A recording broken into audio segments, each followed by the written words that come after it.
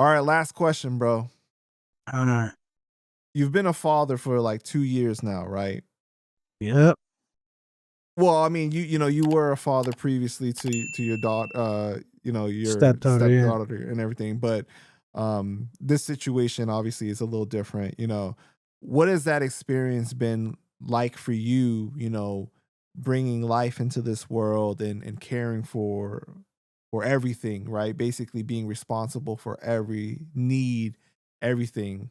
It's the greatest thing ever, bro. I tell, there would be people who would talk to me about having a kid, and I kind of like didn't want to have one anymore. I was just like, yeah, I'm over that. I'm too busy. And they would say these things that would almost annoy me. You don't know love until you have your own kid. And I'm like, yeah, I love my nephews like my kid. I raised, baby girl like she was my. No, it's not the same. You don't understand. And I'd be like, blah blah.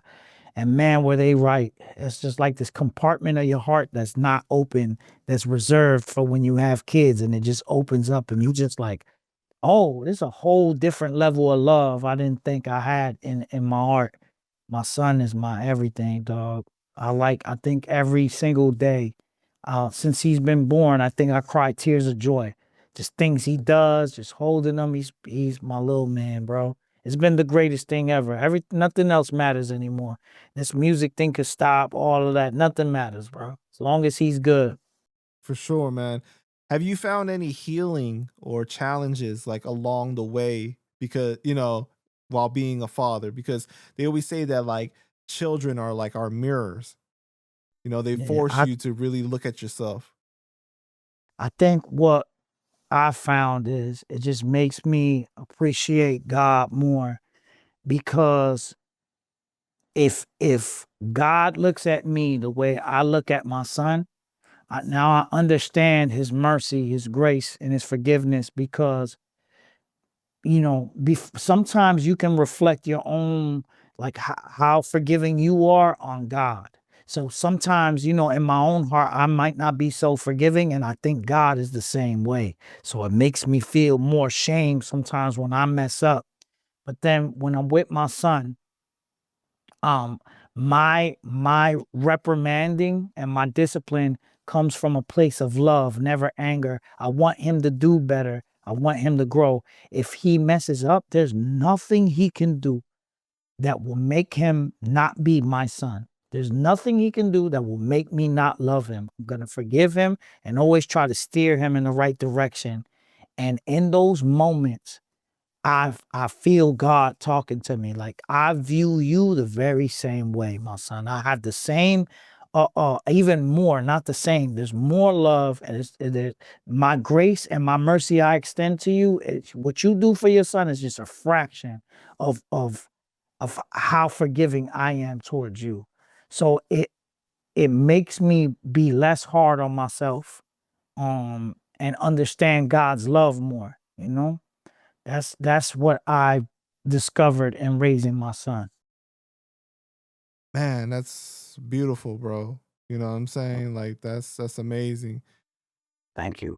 How what have you taken from your parents and the way that you were raised and applied or changed towards raising your son?